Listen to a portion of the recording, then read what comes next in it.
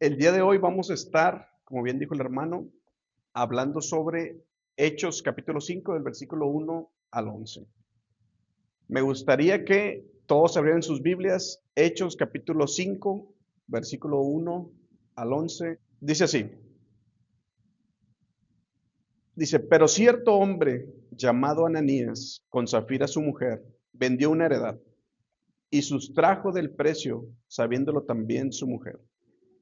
Y trayendo solo una parte, la puso a los pies de los apóstoles. Y dijo Pedro, Ananías, ¿por qué llenó Satanás tu corazón para que mintieses al Espíritu Santo y sustrajeses del precio de la heredad? Reteniéndola, ¿no se te quedaba a ti y vendida no estaba en tu poder? ¿Por qué pusiste esto en tu corazón? No has mentido a los hombres, sino a Dios. Al oír Ananías estas palabras, cayó y expiró. Y vino un gran temor sobre todos los que oyeron. Y levantándose los jóvenes, lo envolvieron y sacándolo lo sepultaron. Pasando un lapso como de 3 horas, sucedió que entró su mujer, no sabiendo lo que había acontecido. Y entonces Pedro le dijo, dime, ¿vendiste en tanto la heredad? Y ella dijo, sí, en tanto. Y Pedro le dijo, ¿por qué conviniste en tentar al Espíritu del Señor? He aquí a la puerta los pies de los que han sepultado a tu marido y te sacarán también a ti. Al instante ella cayó a los pies de él y expiró. Y cuando entraron los jóvenes, la hallaron muerta y la sacaron y la sepultaron junto a su marido. Y vino gran temor sobre toda la iglesia y sobre todos los que oyeron estas cosas. El día de hoy vamos a estar viendo este tema. Como dice en el pizarrón, Dios cuida de su iglesia. ¿Qué es lo que hemos visto hasta este momento? ¿No? Hasta este momento el libro de Hechos nos ha relatado cómo Dios ha iniciado su iglesia y la ha sostenido. Y es lo que vamos a seguir viendo el día de hoy, ¿no? Él inicia y sostiene su iglesia. ¿Cómo lo hizo? Bueno, Dios le ha mostrado a todo el mundo ahí, en donde está, en Jerusalén, que Él está con su iglesia a través de milagros. Nosotros hemos visto esto, ¿no? Desde el capítulo 1 y 2, ¿recuerdan qué fue lo primero que pasó? Bueno, hablaron diferentes idiomas, personas que venían de diferentes lugares con diferentes lenguajes, diferentes culturas, pudieron entender las maravillas del Señor. Eso era un milagro que todos pudieron ver, ¿no? Todos se asombraron de eso. Después, ¿recuerdan qué pasó? Bueno, hubo un milagro de un cojo en medio del templo. Todos se asombraron porque una persona que conocían durante 40 años pudo caminar después, ¿no? Después de eso pasó un terremoto, no sé si recuerdan. Un terremoto que no solamente estremeció la casa donde estaba la iglesia, estremeció todo el lugar. Todos se dieron cuenta que Dios estaba con este grupo de personas. Pero no solo eso. La semana pasada vimos que estas miles de personas que se habían reunido para adorar a Dios, ¿qué estaban haciendo? Tenían un corazón unánime y con demasiada generosidad. A nadie le faltaba nada en estas miles de personas. Todos daban lo que tenían para que a nadie le faltara nada. Ese era un milagro que todos podían ver. Todos podían ver por todos lados que Dios estaba con ellos, que Dios estaba realmente con los apóstoles, que ellos realmente eran enviados por Dios, que no se habían levantado por sí mismos. Todos lo sabían. Todos habían visto el poder de Dios en la iglesia. Habían visto la bondad de Dios para sanar a los enfermos, la misericordia para liberar de la cárcel a los apóstoles, ¿recuerdan? Pero también la misericordia para salvar a miles y miles de pecadores. Todos habían visto a este Dios glorioso, dadivoso con la generosidad, porque no le faltaba nada a nadie. Y en medio de todo esto que estaba ocurriendo, como bien decía el hermano Miguel ahorita, se interrumpe con algo. Nos dice la historia que ocurre un pecado dentro de la iglesia. Todas estas maravillas son interrumpidas por un pecado interno en la iglesia. ¿Qué iban a decir ahora los fariseos? No, les dijimos que ellos serán de lo peor. Miren cómo son. Bueno, esta historia, este texto nos habla del Dios justo que castiga el pecado dentro de su pueblo, para que no cause daño dentro de su iglesia. Y eso es una muestra increíble de amor de Dios hacia cada uno de nosotros. Eso es de lo que habla este texto. Es otro milagro más que vamos a ver. Porque la muerte que nos relata aquí no fue un accidente, fue ocasionada por Dios. Y es un milagro más que nos apunta que ese mismo Dios, bondadoso, poderoso, también es justo. Y era algo que todos necesitaban ver. ¿Qué es lo primero que nos dice el texto? Fíjense. Dice así. Pero cierto hombre llamado Ananías con Zafira su mujer vendió una heredad y sustrajo el precio, sabiéndolo también su mujer. Y trayendo solo una parte la puso a los pies de los apóstoles. Y dijo Pedro, Ananías, ¿por qué llenó Satanás tu corazón para que mintieses al Espíritu Santo y sustrajeses del precio de la heredad? El primer punto que vamos a ver es algo muy claro. Somos pecadores. Lo primero que nos dice el texto es que un matrimonio planeó un pecado en contra de la iglesia. No solamente en contra de la iglesia, de hecho, Pedro dice contra Dios mismo. El pecado de este matrimonio fue que ellos se pusieron de acuerdo, ellos tenían un terreno, dijeron, bueno, tenemos, no, todos están dando, todos están apoyando, vamos a hacer lo mismo, ¿no? Tenemos un terreno, vamos a venderlo. Pónganse a pensar en todo lo que ellos tuvieron que hacer para llegar a este punto que nos dice la historia. Ellos tuvieron que analizar cuánto costaba su terreno. No era algo de 100, 200, 300 pesos. Probablemente eran miles de pesos lo que costaba un terreno, ¿no? Tuvieron que ponerse de acuerdo, evaluarlo, buscar un comprador, estar vendiéndolo. Eso no pasa en un día. Fueron tal vez varias personas, total lo vendieron después de tiempo. Después de que lo venden, ellos tienen el dinero. Y todavía tuvieron que separar el dinero para separar, quedarse una parte ellos y la otra poder llevarla hasta donde estaban los apóstoles.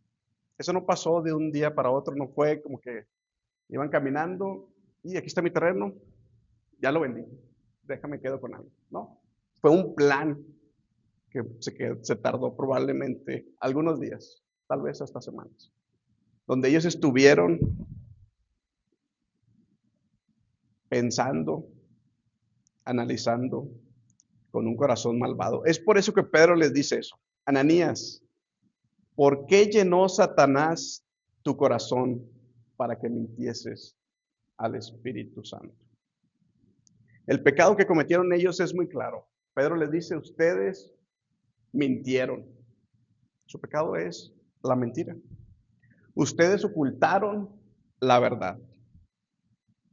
¿Cuál verdad? Bueno, de que ustedes habían vendido el dinero en otra cantidad. Ustedes me dijeron que la vendieron, por decirlo, en 1,000 pesos, pero en realidad la habían vendido en 2,000. Y dijeron que el total de la venta había sido 1,000. Lo que le dice Pedro es, ¿por qué dejaste que Satanás llenara tu corazón? Y esta frase no nos habla de que Ananías y Zafira estaban en su casa y de pronto llega un pensamiento a su mente y los obligó a hacer todo este plan y decir la mentira. De hecho, no fue así.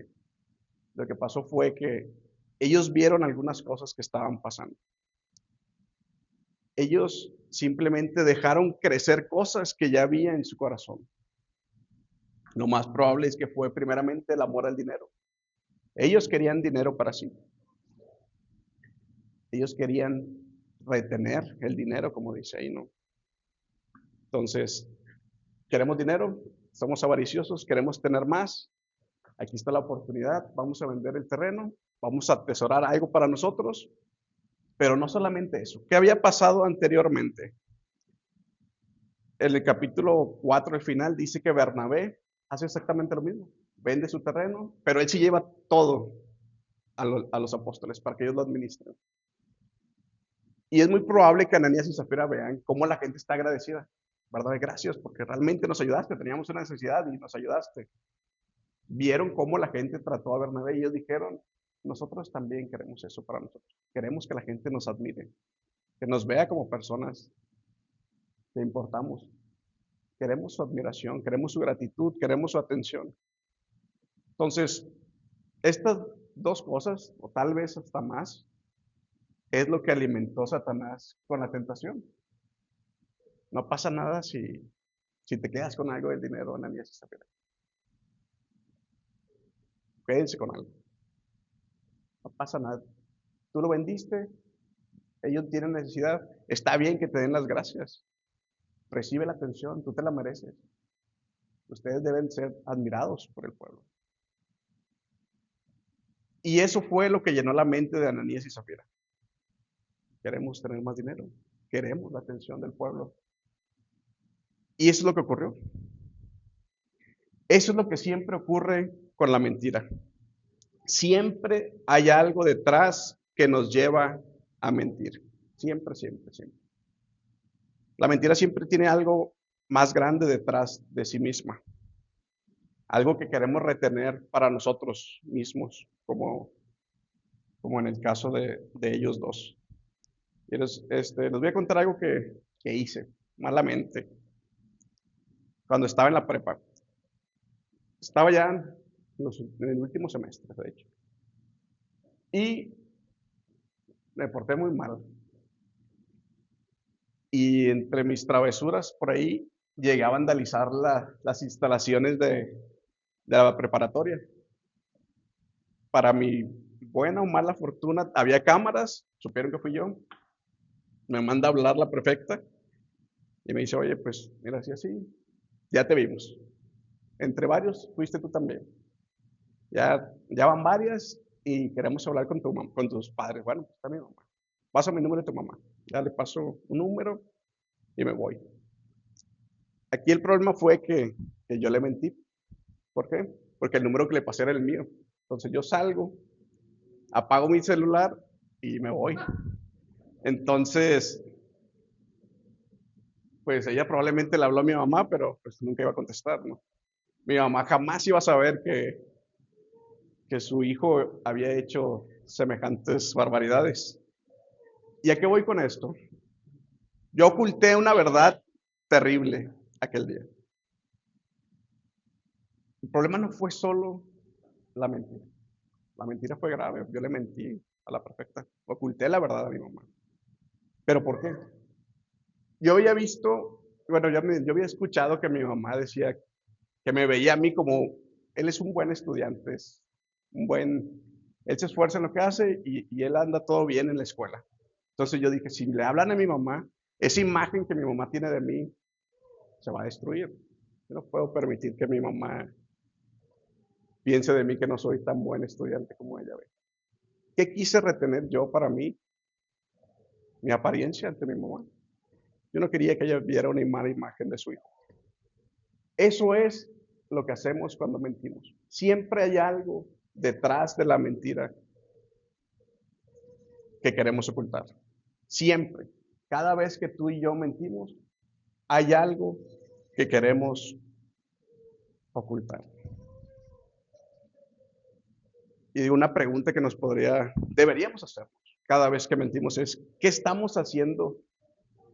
¿Qué pecado estamos cometiendo? ¿Qué intenciones de nuestro corazón nos están llevando a mentir? Nadie miente por accidente. Siempre hay algo que queremos ocultar. Siempre hay algo que queremos ocultar. Ahora, lo más grave de la mentira y de lo que están haciendo Ananías y Zafira, fíjense lo que dice R.C. Sproul al respecto. Él señala que el pecado de la mentira es actuar como si Dios no pudiera ver nuestras intenciones de lo que estamos ocultando. Dice Sproul, cuando mentimos, actuamos como si dijéramos, Dios no sabe que estamos mintiendo. Él no sabe realmente lo que estamos ocultando. Él no sabe realmente nuestras intenciones. ¿Qué estaban haciendo Ananías y Zafira? Ellos llegaron y dijeron, nadie va a saber que nosotros vendimos en otra cantidad nuestro terreno. Pero Dios sí sabía. Y todavía Calvino lo refuerza y dice, La mentira es un pecado contra la divinidad, porque es intentar tratar al Espíritu Santo como si fuera una fuerza que no entiende ni sabe nada. Dios ha derramado su Espíritu en cada uno de nosotros. Él está con nosotros en todo momento. Cada vez que tú y yo mentimos, estamos diciendo, Dios, tú no lo sabes todo, tú no estás en todos los lugares, tú no ves todo. Eso es lo grave de la mentira, que le estamos diciendo a Dios que Él no tiene la omnisciencia que Él dice tener, que su presencia en nuestra vida no es tan relevante. Por eso es que Pedro le dice a Ananías y Zafira, ustedes no mintieron a los hombres, sino ¿a quién? A Dios. La gravedad de la mentira es que estamos atacando directamente a Dios antes que a nosotros y a los que nos rodean. Después que dice el texto, dice versículo 7, pasado un lapso como de 3 horas, sucedió que entró su mujer, no sabiendo lo que había acontecido. Entonces Pedro le dijo, dime, ¿vendiste en tanto la heredad? Ella dijo, sí. Y Pedro le dijo, ¿por qué conviniste en tentar al Espíritu del Señor? Zafira entra 3 horas después. Era un tiempo suficiente para que ella hubiera pensado, ¿por qué mi esposo no ha regresado? Tal vez lo atraparon. Y ella dijo, no importa, yo voy a seguir en mi papel como lo acordamos. Ella persistió, aunque su conciencia probablemente la acusó. Ella persistió en su mentira. No quiso ceder. Es por eso que Pedro le dice, ¿por qué conviniste en tentar? Otras versiones dicen poner a prueba al Espíritu del Señor. Cuando aquí hace esta frase de tentar a, a Dios, al Espíritu Santo, poner a prueba, la intención es poner a prueba en que no es que la intención es poner en prueba su justicia. ¿Realmente Dios es capaz de castigarme cuando yo peco? ¿Realmente Dios será capaz de castigarme, de atraparme en mi mentira? Zafira dijo, no creo. No creo que Él me vaya a castigar. Dios es tan bueno, tan paciente que no creo que Él vaya a hacer algo en contra de mí. Eso fue lo que pensaba Zafira. Yo puedo mentir porque Dios ha sido tan bueno muchas veces y Él es tan bueno que no creo que me castigue. Prácticamente Él estaba menospreciando la bondad de Dios, pisoteando su paciencia. Desafió totalmente la santidad de Dios por creer que en su paciencia Dios debería ignorar su pecado y no hacer nada. Es por eso que Pedro le dice, lo que hiciste es algo grave. No puedes burlarte ni tener en poco a nuestro Dios. Eso es lo que pensaba ella. ¿Y qué dice el texto que ocurrió? Tanto con Ananías y Zafiras.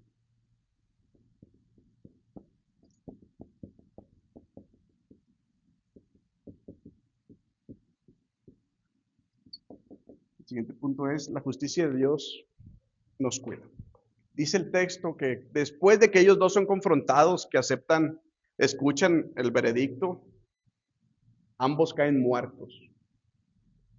Literalmente, están aquí en medio de todos, escuchan y caen muertos. Entre los jóvenes se los llevan, no solamente se mueren, inclusive los sepultan a los dos. Lo que nos relata el texto que sucedió con este matrimonio es que se manifestó la justicia de Dios de una manera sumamente clara.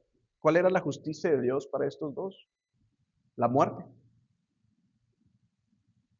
Porque ese es el castigo que la mentira merece, la muerte. ¿Tú quieres saber cuáles son las consecuencias de la mentira? Aquí está, esta historia, la muerte.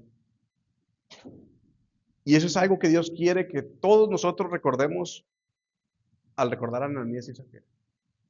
Las mentiras tienen consecuencias graves, las cuales son la muerte. La muerte. Ahora, no solamente es la mentira, son todos los pecados. Todos los pecados merecen esto, la muerte.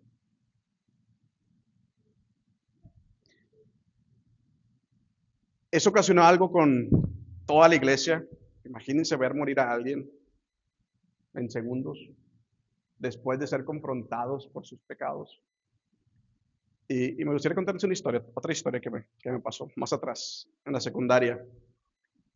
Mi papá era maestro en la secundaria y por algún tiempo fue mi maestro en la secundaria. Estaba en segundo de secundaria. Y me acuerdo mucho algo que de los primeros días cuando entré, digo, nunca lo había visto dar clases. Entonces, yo estoy en el salón, ya ves que los lunes tú tienes que ir con corbata y todo tu uniforme, ¿no? Entonces, había algunos alumnos, hombres, que andaban desfajados con la corbata hasta acá y las mangas desabrochadas hasta arriba. Entonces, llega mi papá, entra y les dice, tú y tú, sálganse. Y no los quiero ver en una semana. Cuando se arreglen su uniforme, pueden entrar. Entonces yo traía las mangas desabrochadas, no sé si no me alcanzó a ver o se hizo omiso porque era su hijo, inmediatamente me las abrocho, jamás ni siquiera en el descanso yo andaba con mi uniforme desfajado, a mí me gustaba andar con la corbata hasta acá porque te asfixias, ¿no? Y desfajado y me gustaba subir mangas, no lo volví a hacer, ¿no? Mi propio papá me asustó. ¿Qué tiene que ver eso? Bueno, eso es lo que pasó en esta historia. Todas las personas que escucharon y que vieron lo que ocurrió con Ananías y Zafira, créanme que no les quedaron ganas de mentir, ni hacer ninguna otra cosa. Dice el texto, versículo 5, y al oír Ananías estas palabras cayó y murió. Y vino un gran temor sobre todos los que lo oyeron. Versículo 11, y vino gran temor sobre toda la iglesia y sobre todos los que oyeron estas cosas. Cuando Dios aplica su justicia en medio de su iglesia, todos al ver los cadáveres y caer y morir por haber mentido a Dios, dice que generó un temor en sus corazones, en todos, inclusive en los que no estaban en la iglesia. No solamente fue un asombro cuando fue el milagro del cojo, ¿se acuerdan que había expectación? ¿Qué habrá pasado? ¿Si será él? ¿No será él? A lo mejor, no sé, tal vez sí podía caminar y no, se acabó eso. Esas especulaciones ya no habían ahí. Todos vieron a personas morir y ser sepultadas en ese momento. Cuando alguien muere ya no hay espacio para la duda. Ellos vieron las consecuencias terribles de la mentira y se generó un temor en sus corazones. Ellos, probablemente muchos conocían a Ananías y Zafiras. Los vieron morir. Se generó un respeto enorme por la santidad de Dios, por el Dios justo que estaba en medio de ellos. Es por eso que versículo 17, ya se predicará la siguiente semana, dice que ni siquiera los de afuera se atrevían a acercarse a la iglesia en Jerusalén, porque tenían miedo de morir a causa de sus pecados. La impresión fue extremadamente grande para todos. Ahora, ¿qué pasa hoy en día? ¿Por qué nosotros, la verdad es que hemos mentido muchas veces? No solamente hemos mentido, hermanos, hemos hecho muchos más pecados. Esa es la realidad. ¿Por qué no morimos? Si el pecado merece este castigo. ¿Por qué no morimos cada vez que mentimos? Es importante que entendamos algo. Aquí está ocurriendo los inicios de la iglesia. Dios está estableciendo los cimientos de la iglesia, a la cual pertenecemos todos hasta el día de hoy. Dios está dejando en claro que la iglesia está conformada por Él, que Él la creó y Él la sostiene. Y Él está diciendo a todos, mi iglesia me pertenece a mí, yo la creé. Va a ser una iglesia santa y yo me voy a encargar de eso. Y en el principio Dios hace esto para que todos sigan escuchando esta historia y entiendan eso. Dios es el que está con la iglesia. Por eso ya no fue necesario que Dios siguiera cometiendo este mismo milagro, porque fue un milagro. No murieron por accidente, fue la obra de Dios sobre los corazones, sobre las vidas completas de ellos. Es por eso que primeramente ya no se ha repetido, bueno, se así tan específicamente, ¿no? Pero después de ahí, sí sigue Dios trabajando y sí sigue tratando con el pecado de cada uno de nosotros. ¿Cómo lo hace? Bueno, Dios sigue haciendo así como hizo, pónganse a pensar, cómo Pedro supo que Ananías y Zafira habían vendido en otra cantidad. Bueno, Dios estaba trabajando también a través de Pedro. Dios sigue obrando a través de nosotros, sigue haciendo que la verdad salga a la luz, siempre. Algunas veces usa su providencia, ¿no? Tú quieres decir una mentira y de alguna u otra manera te atrapan. Bueno, Dios usa su providencia para que las mentiras se desvanezcan y seamos confrontados. Dios nos ha dejado su Espíritu Santo para que redarguya nuestros corazones y nos arrepintamos, confesemos nuestro pecado. Pero lo más común es que use a su pastor, a los ancianos. ¿Para qué cosa? Para aplicar la disciplina eclesiástica. Una de las 3 marcas de la iglesia sana es la disciplina, la predicación fiel, el uso adecuado de los sacramentos y la disciplina. Eso es algo que generalmente usa Dios para lidiar con esto. Y así es como Dios sigue aplicando su justicia. ¿Qué pasa cuando alguno de nosotros está lidiando con algún pecado? No solamente la mentira en general. Bueno, lo primero que suele ser, bueno, los líderes, pastor o ancianos, nos citan en algunas citas específicas algún día a la semana. ¿Para qué? Para lidiar con ese pecado. Tratar qué dice la Biblia referente a eso, ¿no? Sí, y ayudarnos y confrontarnos, ¿no? Si seguimos en nuestro pecado, se nos prohíbe participar de la Santa Cena. ¿Por qué? Porque nuestra profesión de fe está en duda. Dice la Biblia que participar de la cena, de la Santa Cena, cuando tú no crees realmente en el Señor, puede tener consecuencias para ti. Es una forma de cuidarte y es otra forma de disciplina. Y otra cosa que hemos visto también es la expulsión de la membresía. Cuando de plano a alguien no le interesa y sigue y persiste en su pecado, ya no eres reconocido como un cristiano, eres considerado como un inconverso, con la intención ¿de qué? De que tú te puedas arrepentir. Todas estas formas de aplicación de la disciplina, la intención es que, ya sea las citas pastorales, la abstinencia de la Santa Cena o la expulsión, la intención es que tú te arrepientas. Que tú te arrepientas. ¿Realmente el pecado tiene consecuencias? Esa es la intención. Así es como generalmente hoy Dios sigue trabajando con nosotros. Así es como Dios nos cuida a través de su justicia, castigando el pecado en medio de nosotros, para librarnos de las consecuencias de la mentira misma y de cada pecado que cometemos. Por eso es una bendición saber que Dios y su justicia nos está cuidando y nos va a cuidar siempre. Saber que Dios cuida a su iglesia y que puede exponernos y disciplinarnos mediante pastores o otros hermanos a veces también pueden ayudarnos. Es una forma extraordinaria de su amor y su misericordia. Porque si nosotros, hermanos, estuviéramos libres de pecar indiscriminadamente y viviéramos así, nos meteríamos en tremendos problemas. Porque recordemos, no solamente es el problema de la mentira, siempre hay algo detrás que nos está llevando cada vez más lejos. Si no hubiera ese freno para nosotros, nuestras vidas fueran terribles. No somos una iglesia abandonada a nuestra propia corrupción, sino que Dios está en medio de nosotros para protegernos principalmente de nosotros mismos, de nuestro propio pecado.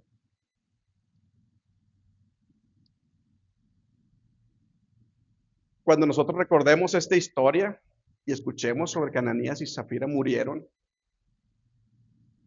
debemos recordar 2 cosas. La primera es que eso es lo que nuestro pecado merece. la muerte. Así de grave es la consecuencia de nuestro pecado. No es algo a la ligera, tiene consecuencias realmente graves. Yo pensaba en algo, a veces pensamos que la mentira es el pecado más leve, no pasa nada, es una mentirilla, nadie se va a dar cuenta, no pasa nada si yo hago una pequeña mentira. Pero ¿qué dice Dios? La mentira merece la muerte. Esta historia nos dice que la mentira tiene consecuencias letales para todo aquel que la practica.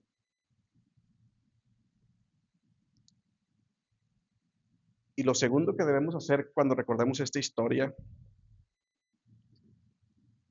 es que realmente sí, la mentira merece ser castigada con la muerte. No hay otra, no hay salida, no hay escapatoria. Esa es la realidad. Cada vez que mentimos, la consecuencia directa es la muerte. Pero la buena noticia es que hubo alguien que jamás mintió, nunca jamás dijo una mentira, siempre fue veraz y tomó nuestro lugar. En lugar de que ese juicio cayera sobre ti, sobre mí, cayó sobre él. Es por eso que Jesús murió, porque él tomó el lugar que nuestro pecado mereció. Así como Ananías y Zafira, tú y yo debimos haber caído muertos, pero Jesús se subió a la cruz y murió en nuestro lugar. Esa es la buena noticia. No es que seamos buenos, es que Él lo fue por nosotros. Nosotros somos mentirosos y merecemos un juicio.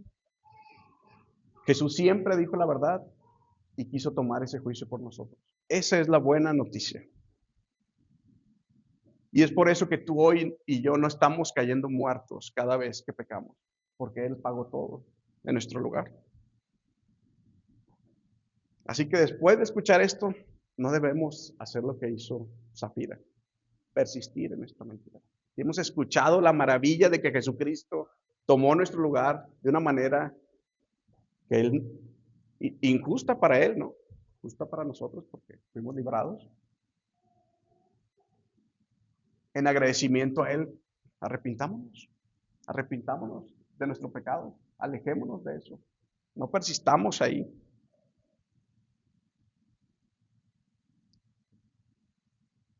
Hermanos, esta historia nos consuela enormemente porque nos recuerda que Dios nos cuida.